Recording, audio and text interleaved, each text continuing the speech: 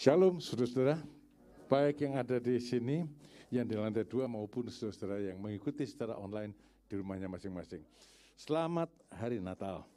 Hari ini kita melanjutkan hari Minggu kemarin kita adalah perayaan Natal, tapi ya ibadah, ya kebaktian. Malam ini kita lebih menitik beratkan pada kebaktian Natalnya.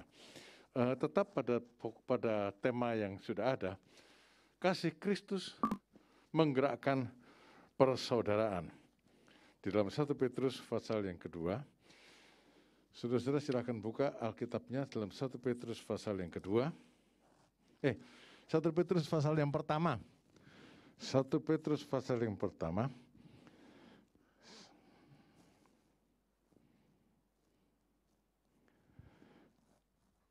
Saya akan bacakan ayatnya yang ke-18 lebih dulu.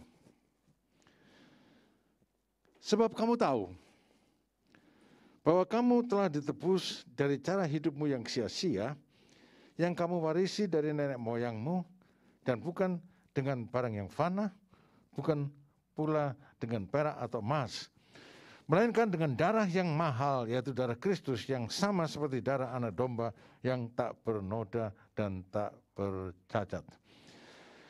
Kamu tahu, ya bukan tidak tahu. Kamu tahu, kita sudah tahu itu, tapi perlu diingat lagi, bahwa kita, saudara dan saya ini ditebus dari cara hidup yang lama, dari cara hidup yang sia-sia, yang kita warisi dari nenek moyang kita. Saudara-saudara, itu sebabnya kita ada di tempat ini. Tapi apakah betul kita sudah mengalami penebusan itu?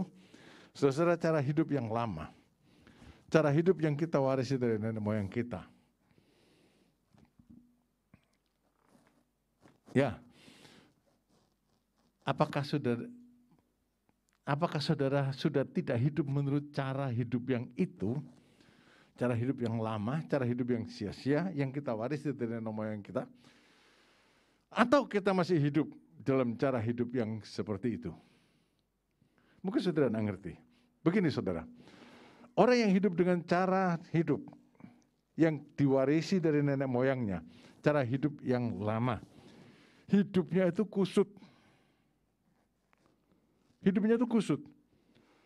Ada saja kekacauan dalam hidupnya. Selalu ada kekacauan dalam hidupnya. Satu masalah pindah ke masalah lain, satu kekacauan pindah ke kekacauan yang lain. Ya, itu cara hidup yang lama. Dan perlu saudara pahami, bahwa cara hidup yang lama ini gawat, tidak bisa diperbaiki. Cara hidup yang kita dapat dari nenek moyang kita, dari orang tua kita, cara hidup yang lama, maksudnya itu bukan yang lama yang 10 tahun yang lalu, soalnya mungkin juga malam ini, saat ini ada yang orang dengan cara hidup yang seperti itu, hidup dengan cara hidup yang diwarisi dari orang tuanya, yang diwarisi dari engkong, dari emak, dari nenek moyangnya. Kehidupan yang kacau, yang kusut, tidak bisa diperbaiki. Saya pikir mungkin gini, kayak kertas ini. Saudara, kalau dilihat ini nggak ada apa-apanya sih, putih aja gitu. Ya, orang itu baik-baik saja kelihatannya. Kenapa sih kok kusut hidupnya, kok kacau hidupnya? Kita baik-baik aja, nggak ada kejahatan, nggak ada masalah, saudara. Tapi seringkali kehidupan yang demikian ini menyembunyikan sesuatu. Kehidupan yang kita dapat dari orang tua, dari nenek moyang kita, itu selalu menyembunyikan sesuatu. Saudara-saudara, apa? Sesuatu itu adalah cara kehidupan daging. Kalau hidup kita ini dibedah, kalau hati kita ini dibuka, dan kita jujur, apa yang kita dapatkan? Saudara, saya harap ini menyingkat waktu saya. Ini hidup saya.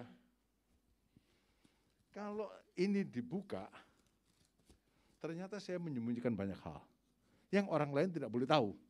Kalau orang lain tahu, saya malu. Apakah hidup saudara masih menyembunyikan sesuatu yang kalau orang lain tahu, saudara akan malu? Orang lain tidak boleh tahu. Saudara, banyak orang menyembunyikan sesuatu dalam hidupnya, maka hidupnya menjadi kusut. Ini kalau dibuka hidup saya, hati saya, kurang lebih begitu ya, dalam kehidupan yang lama, maka di hati itu isinya seperti ini. Ya, semoga sudah bisa lihat.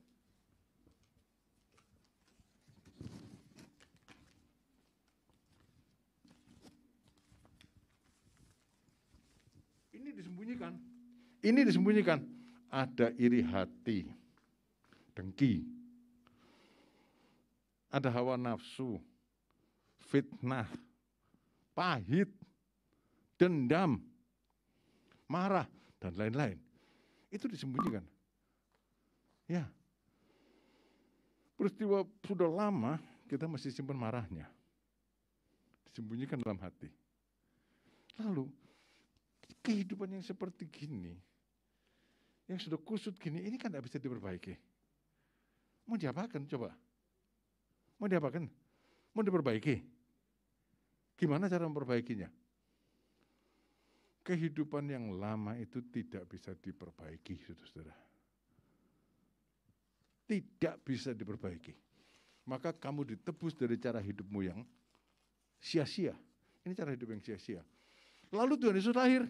Karena kasihnya dia datang. Karena kasihnya dia datang kepada orang berdosa. Lalu dia bilang gini, kalau kamu capek dengan cara hidupmu yang lama itu, sini, serahkan hidupmu itu pada aku, katanya gitu. Serahkan hidupmu itu padaku. Hidup ini diserahkan pada Tuhan Yesus ambil. Lalu Tuhan Yesus pakukan di atas kayu salib. Tuhan Yesus pakukan ini di atas kayu salib. Lalu diganti, bukan diperbaiki, diganti dengan satu kehidupan yang baru. Di dalam ayat yang ke-23, diganti dengan kehidupan yang baru. Karena kamu telah dilahirkan kembali bukan dari benih yang fana, tapi dari benih yang tidak fana. Oleh firman Allah yang hidup dan yang kekal. Yang kusut ini sudah nggak bisa diperbaiki. Tuhan Yesus bilang, sini kasih aku. Dia pakukan di atas kayu salib. Hilang. Lalu dia kasih kepada kita yang baru. Yang lurus. Yang bersih. Yang lama sudah berlalu. Yang baru sudah datang. Hidup kita itu akan menjadi seperti ini. Bersih. Bersih. Bersih. Lalu kehidupan yang bersih ini mau diapakan?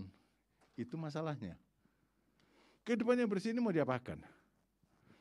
Beberapa orang mengisi hidupnya yang bersih ini tetap dengan marah, iri, dengki. Maka dalam waktu tidak lama, kehidupan yang bersih itu kembali akan menjadi seperti ini. Ya, orang Kristen yang marah, yang iri, yang dengki, yang dendam, yang pahit, dalam waktu tidak lama, hidupnya akan kembali kacau balau seperti ini. Penuh dengan masalah. Itu sebabnya tema Natal kita pada malam ini bicara soal kehidupan yang baru, yang bersih ini harus tetap bersih. Ayat yang ke-22 dikatakan, kamu telah menyucikan dirimu.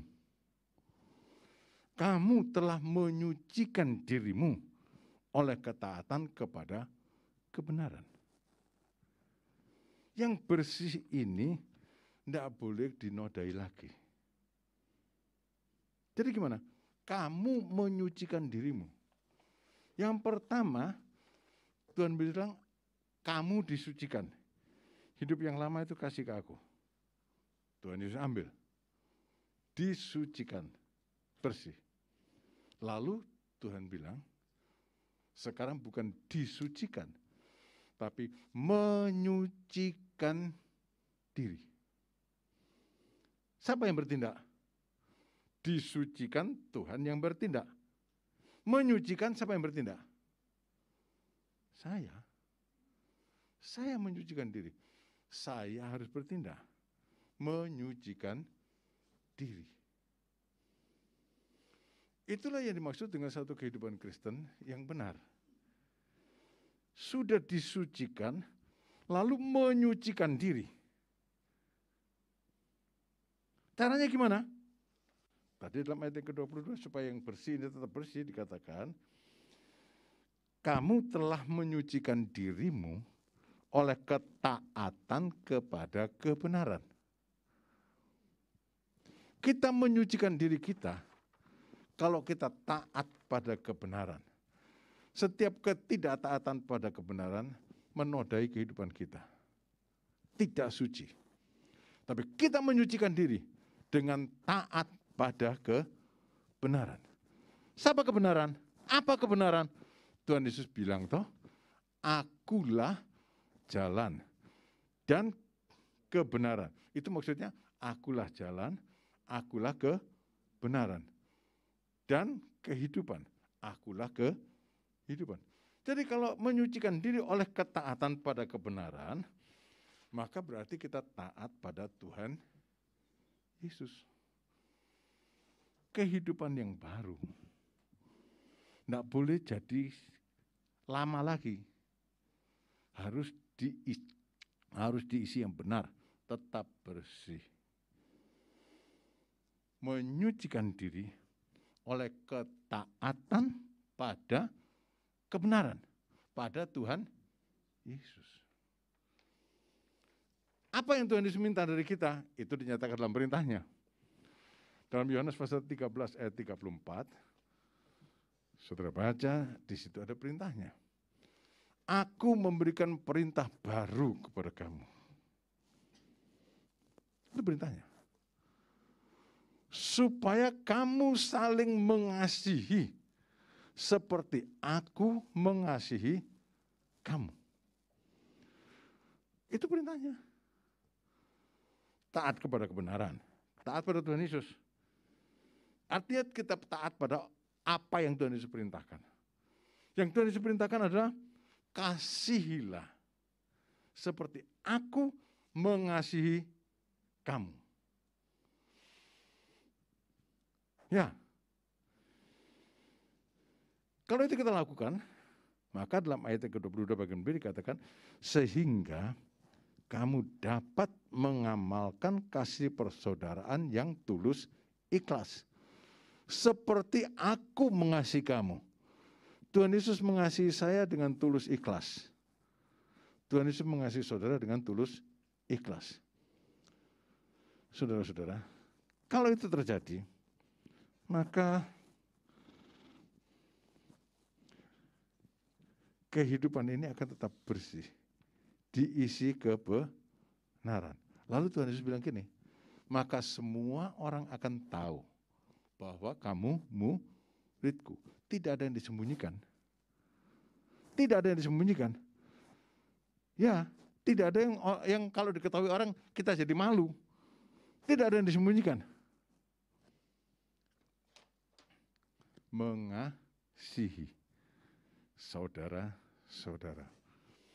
Kasih Kristus menggerakkan persaudaraan. Yang dimaksudkan adalah kasih persaudaraan. Maka hendaklah kamu sungguh-sungguh saling mengasihi dengan segenap hatimu. Saya harap ini cukup sederhana untuk saudara pahami. Ya, hidup lama serahkan pada Tuhan, Tuhan ganti dengan hidup baru. Hidup baru harus tidak boleh dinodai. Engkau harus bertindak, menyucikan dirimu dengan taat pada kebenaran. Kebenaran itu adalah Tuhan Yesus. Maka kalau taat pada kebenaran, kita taat pada perintahnya. Dan perintahnya adalah, kamu saling mengasihi. Seperti aku mengasihi kamu. Kasih Kristus adalah tulus ikhlas. Maka kasih di antara saudara, satu sama lain, suami istri, saudara bersaudara, sesama anggota jemaat, haruslah tulus ikhlas. Maka dunia akan melihatnya. Kita itu menjadi surat yang terbuka, bukan surat yang kusut bagi dunia. Kita jadi surat terbuka bagi dunia. Dunia akan lihatnya. Dan mereka bilang, dia adalah murid Kristus. Ya saudara, Bisa ditawar? Sebetulnya tidak bisa ditawar. Karena ini adalah perintah Tuhan. Tidak bisa ditawar. Harus mengasihi. Dia menyakiti hati saya. Ya sudah, tapi kamu harus mengasihi dia. Dia membuat hati saya jadi pahit. Ya udah, tapi kamu harus mengasihi dia. Karena perintah Tuhan kepada kamu, bukan kepada dia sebetulnya. Tapi ada perintah Tuhan juga kepada dia. Bahwa dia pun harus mengasihi kamu. Kasih Tuhan tulus ikhlas. Tidak bersyarat. Saudara masih mencintai istrimu dengan tulus ikhlas? Ibu-ibu masih mencintai suaminya dengan tulus ikhlas? Kalau istrimu sudah gak bisa kau kasih dengan tulus ikhlas, kalau suamimu sudah gak bisa kau kasih dengan tulus ikhlas, apalagi orang lain. Anak-anak, apakah kamu mengasihi orang tuamu dengan tulus ikhlas? Orang tua, apakah kamu mengasihi anak-anakmu dengan tulus ikhlas? Tuhan Yesus bilang, ini perintahku. Bapak hidup saudara yang lama kepada Tuhan. Kalau hidup saudara kusut, itu berarti saudara masih hidup di dalam hidup yang diwariskan oleh nenek moyangmu. Biar Tuhan Yesus ambil itu. Dan diganti dengan kehidupan yang baru. Maka saudara akan menjadi saudara terbuka bagi dunia ini. Sebab engkau mengasihi. Engkau mengasihi. Siapa yang kau kasih? Isi rumahmu. Suami, istri suami. Anak, orang tua, anak. Sesama anggota jemaat. Ya, apa untungnya sih kalau kita saling mengasihi? Saya benci banget sama suami saya. Saya benci banget sama majikan saya. Saya benci banget sama... Siapa yang saudara bencilah. Tapi Tuhan bilang, cintailah dia. Kasihilah dia. Kalau kita hidup, kasih Kristus menggerakkan persaudaraan, kasih persaudaraan. Kita hidup dalam kasih. Maka kita rukun. Ya, orang yang hidupnya mengasihi, saling mengasihi, rukun tak? Untungnya kita rukun. Apa untungnya kalau kita rukun? Nah ini saudara. Dalam Mazmur 133, ayat 1-3. Tuhan bilang, alangkah indahnya kalau saudara bersaudara duduk bersama-sama dengan rukun. Di mata Tuhan indah. Lalu, ayat 3-nya bagian B bilang begini, kesanalah Tuhan memerintahkan berkat-Nya kepada orang yang rukun. Kesanalah Tuhan memerintahkan berkat-Nya. Kalau perintah itu kalau berkat itu diperintahkan sama Tuhan, berkat itu nurut enggak? Nurut. Kalau Tuhan bilang ke situ berkat berangkat, di situ orang hidup dengan rukun, mengasihi persaudaraan. Siapa ya? Ya saudara, siapa saja di antara saudara lah. Ya.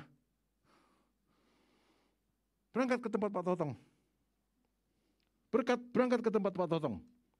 Tapi Tuhan tidak manggil Pak Totong ya. Kalau Tuhan mungkin berkat, aku perintahkan kamu pergi ke rumah Totong. Diberkati enggak? Aku perintahkan kamu pergi ke rumah Poniman. Diberkati enggak? Aku perintahkan kamu pergi ke rumah Ahok. Diberkati enggak? Nah, rukunlah. Gampang toh? Rukunlah. Cintailah sesama.